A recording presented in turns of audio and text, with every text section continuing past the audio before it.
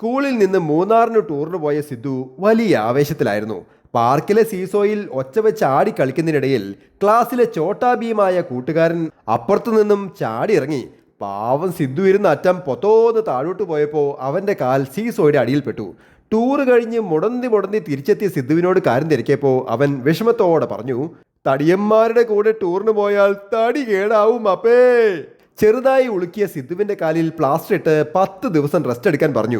ഇരിപ്പും കിടപ്പും തീറ്റയും എല്ലാം കട്ടിലിൽ തന്നെ ആയപ്പോൾ കളിപ്പാട്ടങ്ങളൊക്കെ കട്ടിലിൽ നിർത്തി സിദ്ധു നെടുവീർപ്പെട്ടു.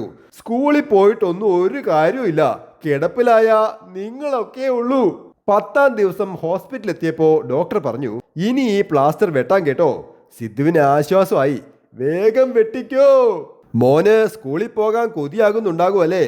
സിദ്ധു അക്ഷമയോടെ പറഞ്ഞു. സ്കൂളിൽ പോകാൻ കൊതിയായിട്ടല്ല, എനിക്ക് വല്ലാതെ ചൊറിച്ചിൽ വന്നപ്പോൾ ഞാനൊരു പെൻസില് പ്ലാസ്റ്ററിന്റെ അകത്തോട്ട് കയറ്റി ചൊറിഞ്ഞായിരുന്നു, അത് അകത്തിരിക്കുവാന്നേ. ഡോക്ടർ വേഗം പ്ലാസ്റ്റർ കീറി പെൻസിൽ കുഞ്ഞിനെ പുറത്തെടുത്തു. സിദ്ധു അല്ലേ ആള്? ബോംബൊന്നും കിട്ടിയില്ലല്ലോ. Happy drawing, Saneesh Divakaran.